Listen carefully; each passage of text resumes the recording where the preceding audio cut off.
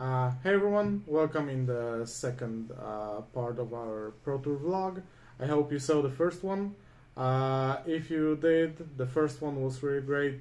This one will not be. I have no editing skills at all, and it is currently almost 3 a.m. in Poland, so our editor is asleep. So we will edit this one ourselves here in New Jersey.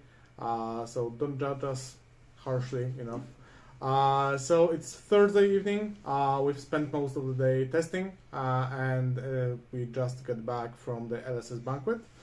And as promised, we have some thoughts we'd like to share. So the energy in the room was amazing. It was really great to meet so many people that we know from content creation, streams, online play, and all. But the most important part of the evening, I would say, was the LSS panel, which was announced, and it turned out to be a Q&A with James himself. So we have some questions noted from the panel. We have questions and answers. There were a lot of them, but we didn't hear all of them quite clearly. There was a lot of people, and we do not want to misquote anything. So we chose 10 questions that were the most important for us, the most interesting, and that we are certain that we got it right. So I will read you the question and the answer from James. It will be a paraphrase, it will not be a direct quote, so I think you will be able to see the raw material from LSS because they were recording that. So if we misquote anything, sorry for that. Hopefully it will not be too terrible. So I will read the question, read the answer, and then we will talk briefly about it, give our thoughts. We'll see how that goes. So the first question, and it was pretty tough actually, as the first one, was how and why Starvo happened. So I was actually surprised that this question was asked at the start. And the answer from James was, he basically indicated that it was a mistake in the testing process. Starvo was in fact a tier 2 hero, but he was tested with Plunder Run present and Briar unchanged, which led to him losing to Briar, Chain, and Prism a lot. So they tested it, it was a tier 2 hero, it was good, it was losing a lot, so they shipped it.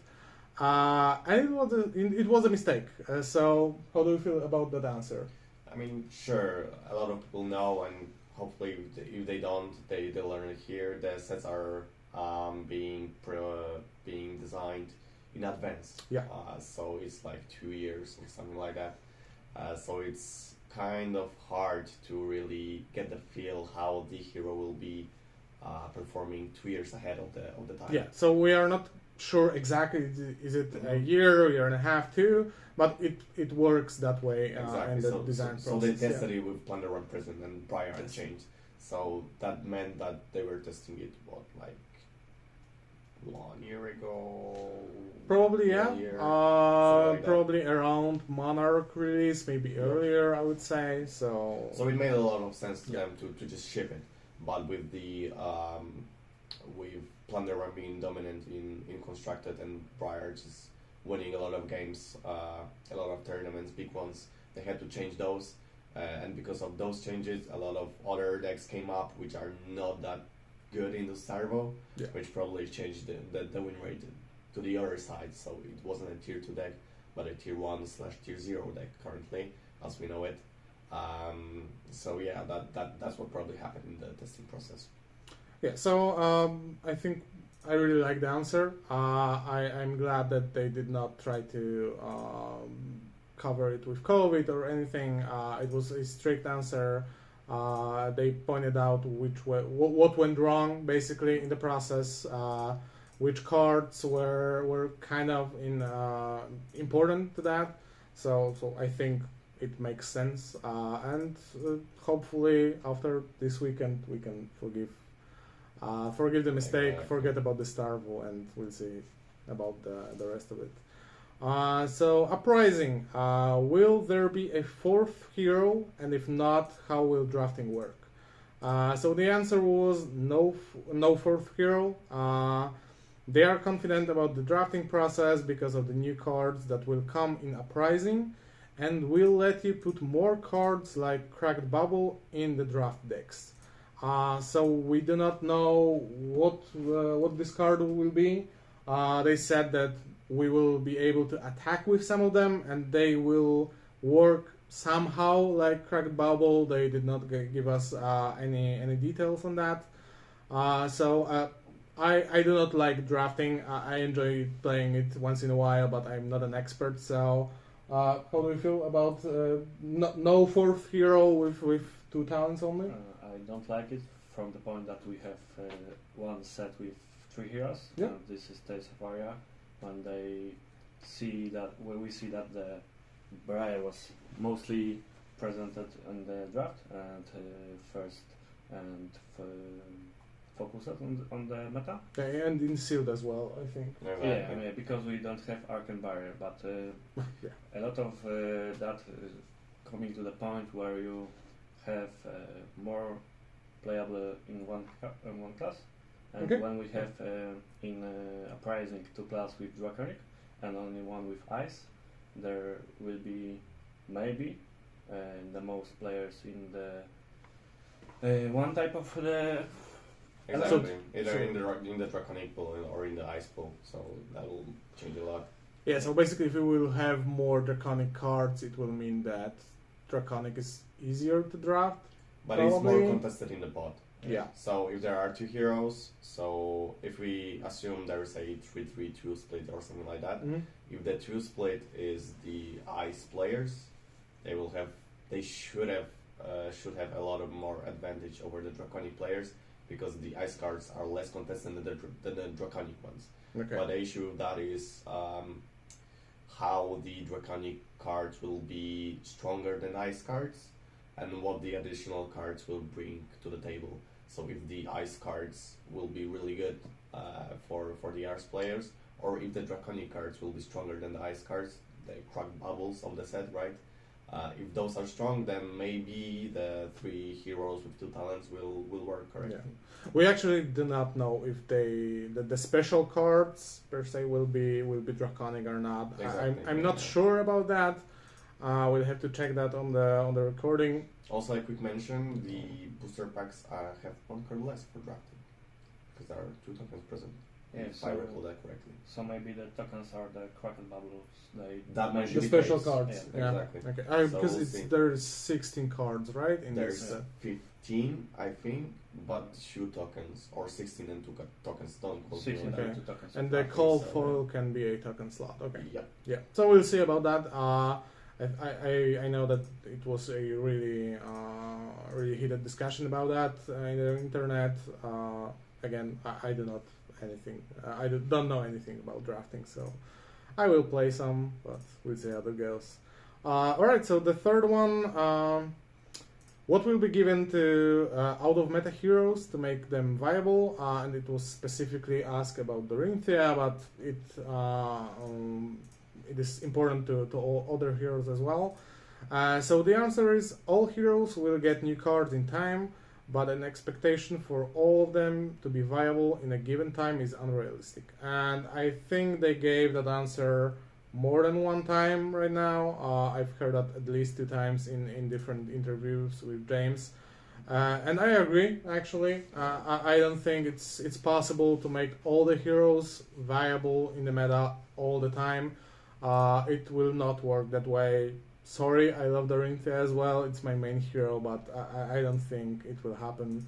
I think Marek is also sad for Katsu. Yeah, but I get that point that we need to switch the heroes to play better with Katsu. When we go to the tier 1, if I play the Guardian, I will play better as a Katsu versus Guardian. So. Yeah, and you will get new cards in Uprising for Ninja, so we'll see how that works. And it's just basic game development, right? So if you have a massive pool of heroes or different situations you can put them into, it's really hard to balance that all.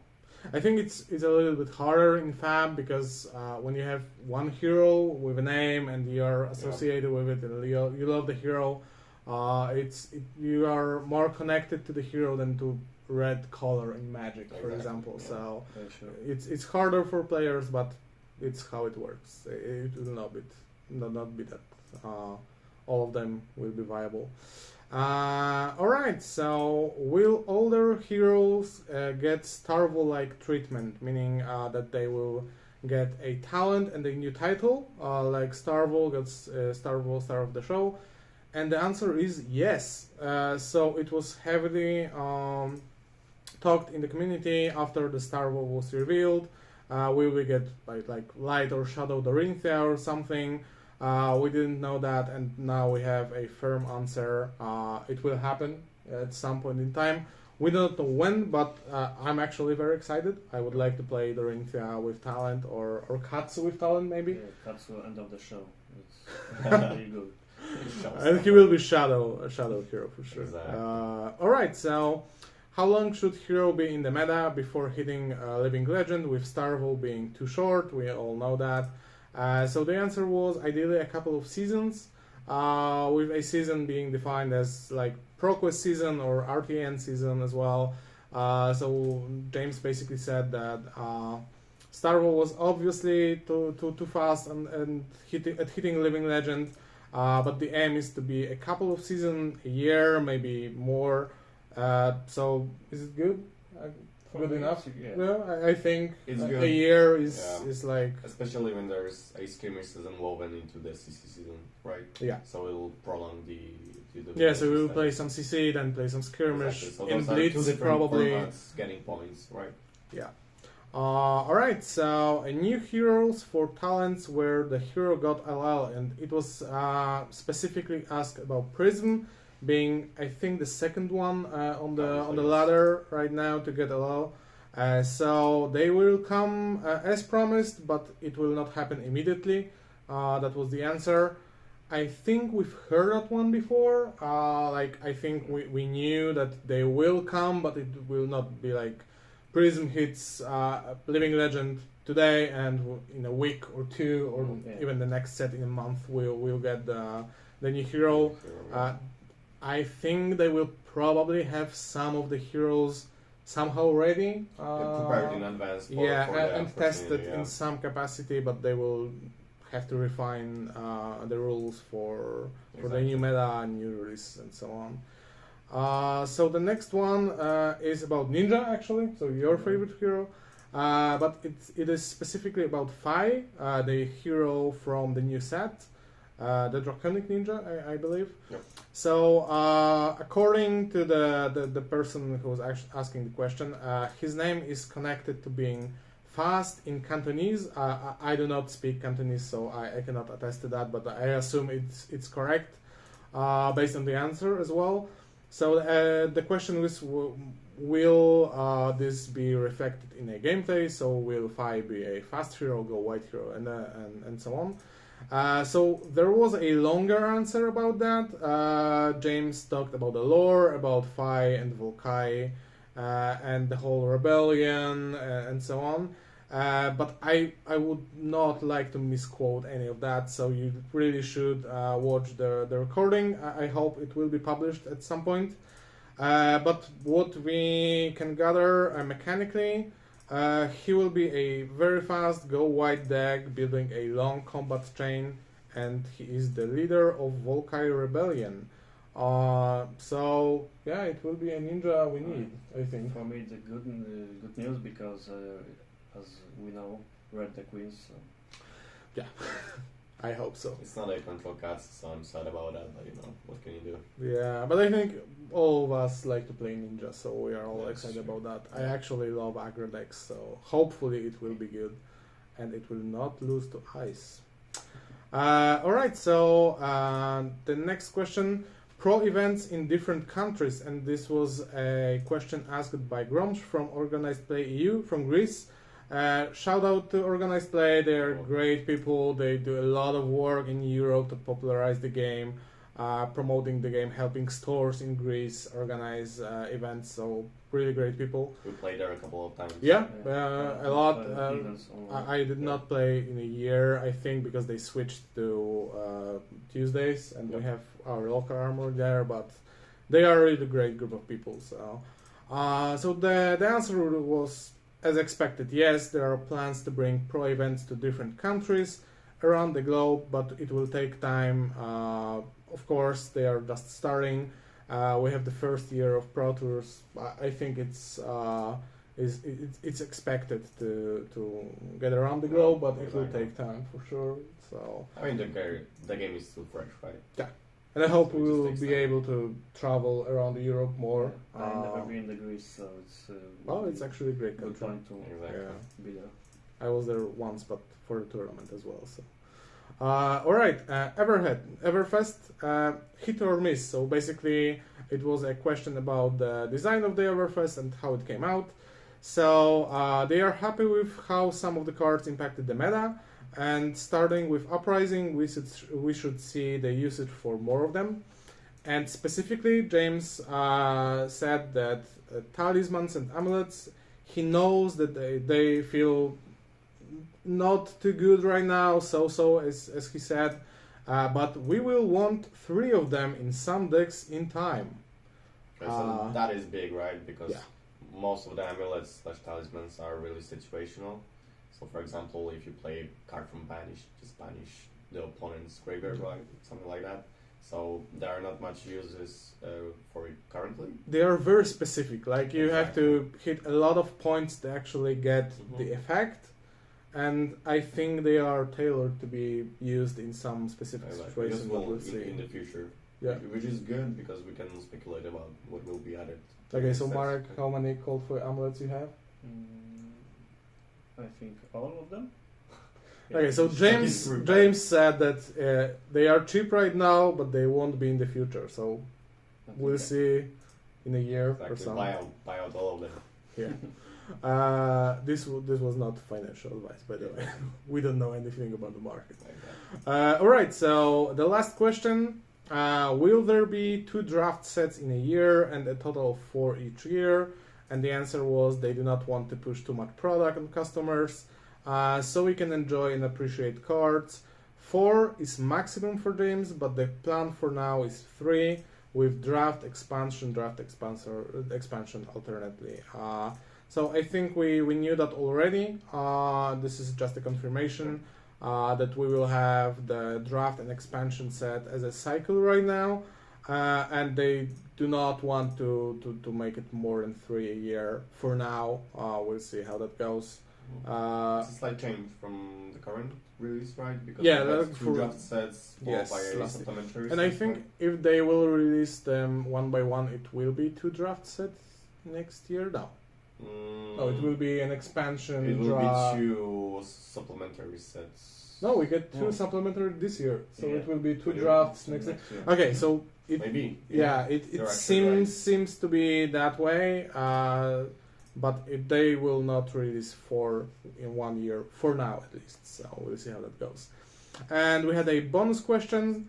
NFTs in Fab. And we had a very firm and strong no from James. I'm really glad. I hate NFTs. I don't want to get into it. It's a long conversation, but... Not for this channel. Yeah. Cards and play cards. No NFT stuff. So... Louis from Kitchen Table TCG will be disappointed for sure. Alright, so this is Thursday evening as said, so we will go refine our deck lists, register them, maybe change heroes last minute, we'll see. And tomorrow we'll play the first day of Pro Tour New Jersey. So stay tuned, like and subscribe. We will try to update you daily. We'll see how that goes. So, Very good. Yeah. See you guys.